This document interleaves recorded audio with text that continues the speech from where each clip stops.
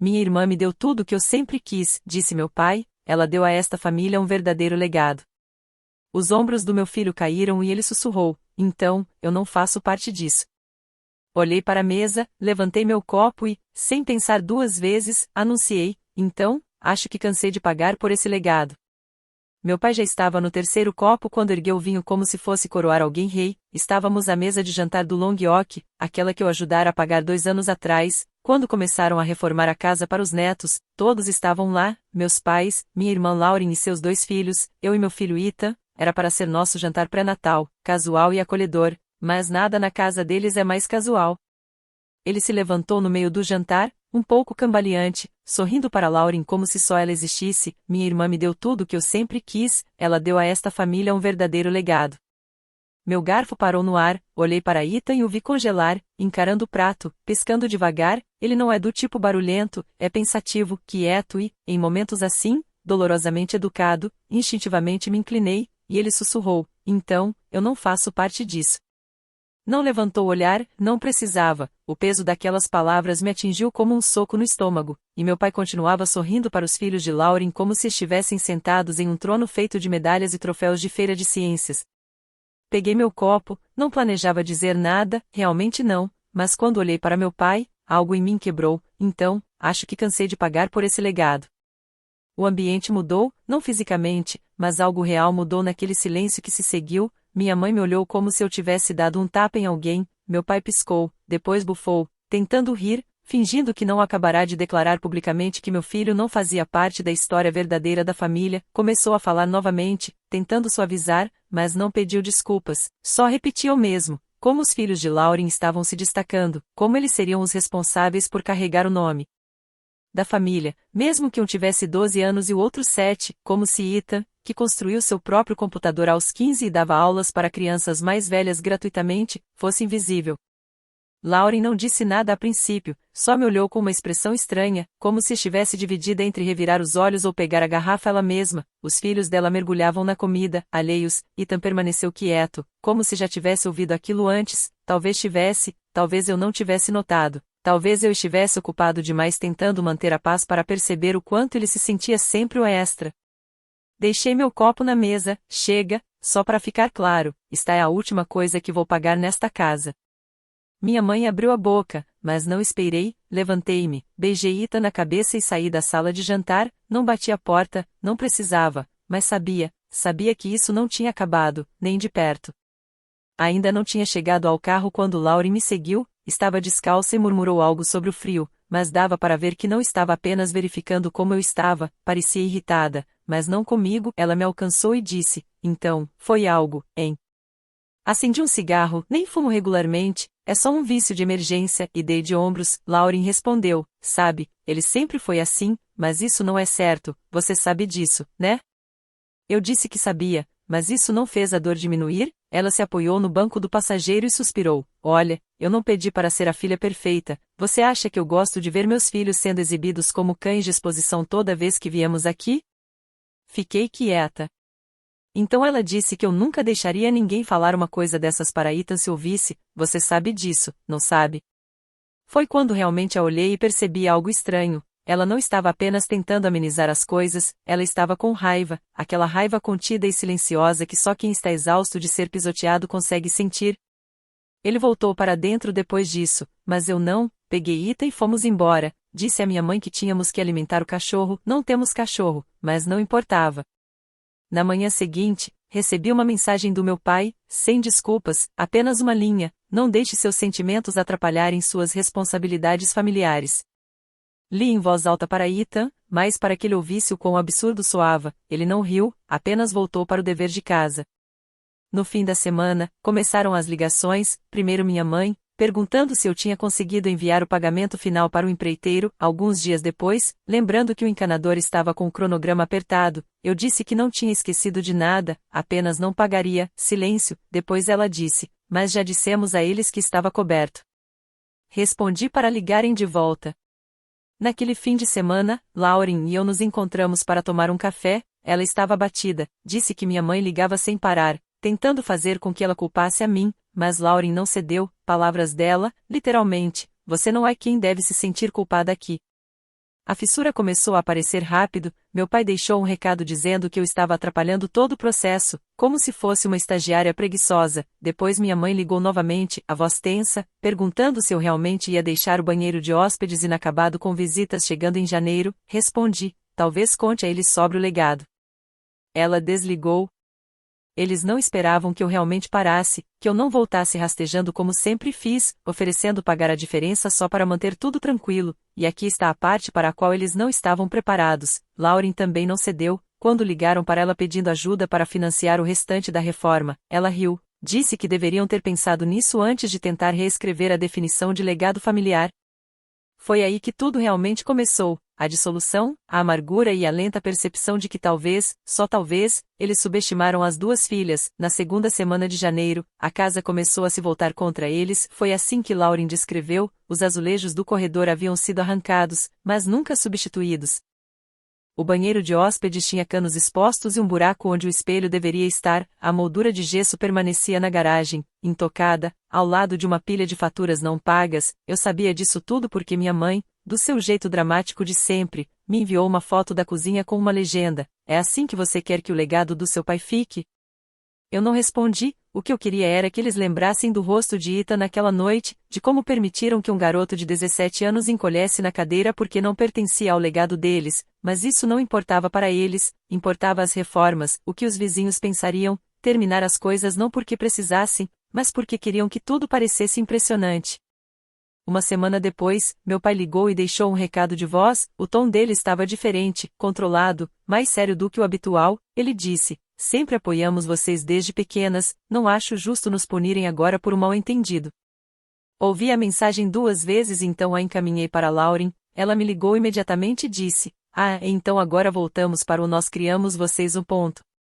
Eu respondi: "Pois é, aparentemente, apoiar os filhos enquanto crescem agora é um contrato vitalício que exige financiar o drywall deles."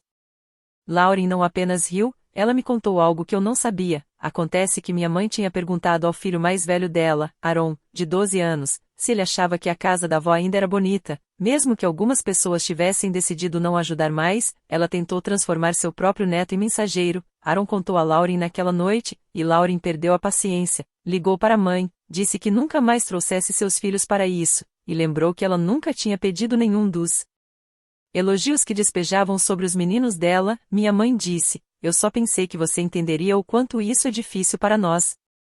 Lauren respondeu: "Difícil é ver você fazer um neto se sentir invisível e esperar que o outro se sinta grato por isso." Foi nesse momento que percebi que minha irmã não estava apenas me apoiando silenciosamente, ela estava ao meu lado, irritando-os mais do que eu jamais poderia, porque ali estava a filha perfeita, aquela de quem eles sempre se orgulharam, dizendo a não. E então veio o golpe final. Lauren avisou que eles não voltariam a visitá-los até que pedissem desculpas a Ethan, não a mim, disse, mas a Ethan. Naquela noite, recebi uma mensagem da minha mãe: "Você envenenou sua irmã, espero que tenha orgulho." Fiquei olhando para a tela por um minuto inteiro antes de apagá-la. O silêncio que se seguiu foi um alívio absoluto. Nada de recados, nada de fotos da bagunça da obra, apenas silêncio e poeira se assentando, literal e figurativamente, na casa inacabada deles. Eu sabia que não duraria para sempre. Eles não eram do tipo que deixava as coisas para lá, mas eu estava tranquila, porque desta vez eles haviam feito sua escolha e eu a minha. No fim de janeiro, achei que eles haviam recuado, que o silêncio significava que finalmente estavam entendendo. Eu estava enganada. Na manhã de uma terça-feira, uma caminhonete branca entrou na minha garagem. Eu estava em uma chamada de trabalho quando Ita entrou e disse: "Tem um homem lá fora perguntando por você." Ele disse que é da Belden e Sons Construction. Saí de casa ainda ao telefone, esperando algum mal-entendido. Quando o homem acenou educadamente e me entregou uma prancheta, disse: "Só preciso da sua assinatura aqui para aprovar o restante do trabalho na casa dos seus pais." Pisquei, incrédula: "O quê?" Ele folheou até a segunda página. "Pois é, disseram que você cuidaria dos pagamentos. Até agora, você vem cobrindo tudo. Recebemos sinal verde para continuar, só precisamos da sua confirmação, já que você está registrada como responsável principal." Expliquei que havia um engano, não haveria mais pagamentos, nenhum de mim. Ele coçou a cabeça, assentiu lentamente e disse: "Bem, nesse caso, acho que o trabalho vai parar hoje." E então veio a frase que fez tudo se encaixar: "Sua mãe disse que você provavelmente faria escândalo no início, mas acabaria cedendo, que isso era só uma disputa familiar." Não disse nada, apenas agradeci e voltei para dentro de casa. Naquela noite, liguei para Lauren, ela estava furiosa, não surpresa, mas furiosa, contou que minha mãe havia mencionado que as coisas seriam resolvidas em breve, e ela supôs que tudo havia se acertado, nenhuma de nós esperava que tentassem usar meu nome pelas minhas costas, Lauren disse, isso não é só manipulação, é fraude pura. Concordei, mas não queria advogados, não queria tribunal, eu queria algo pior. Na manhã seguinte, liguei para meu contador e oficializei tudo. Meu nome saiu de tudo, nada de vínculos financeiros passivos, nenhuma transferência automática, nenhum cartão de crédito extra que eu esquecia que eles tinham acesso. Até o fim de semana, o empreiteiro ligou para eles e informou que todo o trabalho estava suspenso indefinidamente. Minha mãe me mandou uma mensagem de uma linha: "O que você fez?" Ignorei. Então veio a parte inesperada. Uma semana depois, recebi um pacote pelo correio, sem remetente, mas reconheci a letra no envelope. Dentro, havia uma pilha de fotos antigas da família e uma nota com 2 frases apenas. Encontrei estas limpando o sótão. Talvez Ethan queira ver que ele pertence a isso, ninguém mais jamais verá. Era da minha avó, que havia falecido 5 anos antes, mas meus pais claramente guardaram suas caixas, o timing era perfeito demais, não sei se encontraram agora ou se haviam guardado como uma espécie de trunfo familiar. Havia fotos que eu nunca tinha visto, Ethan pequeno, sentado no colo da avó, sorrindo, e outra dela segurando uma placa no recital da 3ª série dele, no verso, escrito com caneta desbotada, "Meu menino, minha alegria." Mostrei a Ethan naquela noite, ele não falou muito, mas colocou a foto em um porta-retrato na sua mesa. Mais tarde, recebi uma mensagem de Lauren: "Você não é a única para quem a avó deixou coisas, encontrei algo no sótão também." Acho que ela sabia como tudo isso aconteceria. Foi então que percebi, não se tratava apenas de construção, dinheiro ou jantares familiares, tratava-se das coisas que as pessoas tentam apagar e das pessoas que silenciosamente garantem que não sejam esquecidas. Chegou meados de fevereiro, junto com o aniversário da minha mãe, normalmente uma festa exagerada e forçada, onde todos fingiam que estava tudo bem. Nos anos anteriores, eu ajudava a organizar o buffet, encomendava o bolo personalizado com letras douradas, até comprava o enfeite ridículo que ela insistia e que ninguém comentava. Este ano, não fiz nada, Lauren também não. 3 dias antes, meu pai nos enviou uma mensagem em grupo: "Era o jantar do Kurt às 18 horas, domingo, esteja lá?" Não, por favor. Sem detalhes, sem checar quem levaria o quê, apenas uma ordem, como se ainda tivéssemos 15 anos e estivéssemos de castigo. Lauren me mandou uma mensagem separada, ele disse: "Não vou." Eu disse que também não planejava ir, então, nenhuma de nós foi, e aparentemente, ninguém mais foi também, porque no domingo à noite, às 21h14, Lauren me enviou um print do status da minha mãe no Facebook, apenas uma foto borrada da mesa de jantar meio posta, com a legenda: "Às vezes a família te decepciona de formas que estranhos nunca fariam." Abaixo, 2 comentários de pena e um de uma amiga da igreja: "Orando por vocês." Achei que seria o fim disso, a festa de pena pública deles, a forma de buscar atenção já que ninguém compareceu ao altar do aniversário, mas o que eu não esperava aconteceu 2 dias depois. Peguei Ethan na escola e ele estava estranhamente quieto. Quando chegamos em casa, finalmente perguntei, ele disse: "A vovó veio à escola hoje." Quase deixei minhas chaves caírem. Como assim? Ela estava esperando do lado de fora, disse que só queria dar um oi, entregou-me um envelope e pediu para não contar para você, porque você reagiria demais. Pedi que ele subisse e então abriu o envelope. Dentro, havia um convite de aniversário, não atrasado, mas uma segunda chance, um jantar de aniversário apenas para a família que realmente se importa. Lauren e seus filhos também receberam um. O mais velho disse a ela a mesma coisa. A vovó veio ao portão da escola, entregou o envelope e disse: "Não conte para sua mãe." Ficamos estupefatos, não apenas pela manipulação descarada, mas pelo quanto estavam dispostos a ir, aparecendo nas escolas, usando as crianças, nos ignorando completamente. Liguei para Lauren, ela nem esperou eu terminar, disse: "Se ela aparecer assim de novo, vou ligar para a escola e fazer com que a proíbam." Concordamos em nos encontrar no dia seguinte, apenas nós e as crianças, em algum lugar tranquilo, longe do caos. Nesse almoço, Ethan se inclinou sobre a mesa e disse a Aaron: "Então agora somos o problema?" Aaron revirou os olhos. Aparentemente, a vovó havia dito a ele que eles tinham sido envenenados contra a família verdadeira. Aos 12 anos, Lauren murmurou: "Acabou." E pude perceber que ela realmente queria dizer aquilo, mas eu não tinha acabado, ainda não, porque eles queriam um legado. Muito bem, eu ia mostrar exatamente como isso se parecia, apenas não da forma que eles esperavam.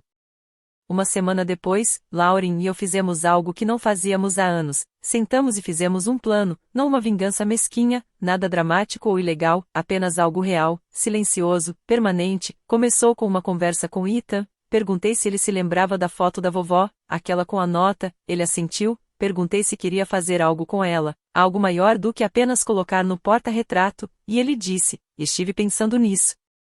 Na verdade, o que veio depois não veio de mim, veio dele. Ethan começou a trabalhar em um projeto de arquivo digital, um site de história da família, ainda não estava público, era apenas um esboço, um esqueleto inicial. Ethan havia encontrado documentos antigos, cartas escaneadas, fotos, algumas das caixas da minha avó, outras de Lauren, outras de vizinhos que ainda guardavam registros de festas de aniversário dos anos 90, era lindo, verdadeiro, completamente livre da ficção cuidadosamente construída pelos meus pais, decidimos tornar público. Em uma semana, o site estava no ar, o verdadeiro arquivo da família Wallace, o nome de Ethan aparecia no rodapé, os filhos de Lauren adicionaram histórias, cães e desenhos que haviam feito em reuniões familiares, eu escrevi as antigas receitas da minha avó e publiquei, não incluímos a versão dos meus pais, não precisávamos.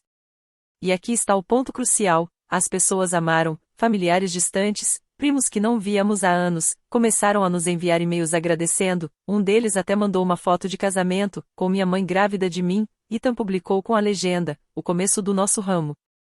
Quando meus pais descobriram, foi o caos, primeiro veio uma mensagem da minha mãe, tira isso do ar, você está envergonhando a família. Depois, do meu pai, não é assim que se preserva um legado, você está distorcendo tudo. Mas não era distorção, era verdade. E era a única coisa que eles não podiam controlar. Quando Lauren me apoiou publicamente nos comentários com suas próprias postagens, eles atingiram seu ponto de ruptura, meu pai ligou e deixou um recado, começando calmo e terminando com, você sempre foi invejosa, isso não é sobre Ethan, é sobre nos punir. Eu não respondi, Ethan, porém, respondeu de sua maneira, acrescentou uma nova seção no site, chamada Cartas Nunca Enviadas, e publicou uma entrada simples, apenas uma frase, ser deixado de fora não significa que você não pertence, significa apenas que alguém está mentindo sobre quem decide. A história se espalhou, não viral, mas suficiente, pessoas da cidade começaram a fazer perguntas, a me perguntar sobre o que realmente acontecia, descobri que legado não se constrói com azulejos importados ou bolos de aniversário que ninguém lembra, se constrói com verdade, com pessoas que aparecem, com crianças que não precisam ser lembradas de que importam, porque já sabem. A casa que meus pais tentaram tanto aperfeiçoar permanece inacabada, a moldura de gesso nunca foi instalada, o banheiro de hóspedes continua uma bagunça, os empreiteiros desistiram completamente ao perceber que não haveria mais dinheiro, pelo que soube, eles estão tentando conseguir um empréstimo sobre a casa, mas não me importo mais, porque o único legado que importa agora é aquele que meu filho construiu com suas próprias mãos, e ele o construiu em cima de tudo o que tentaram apagar.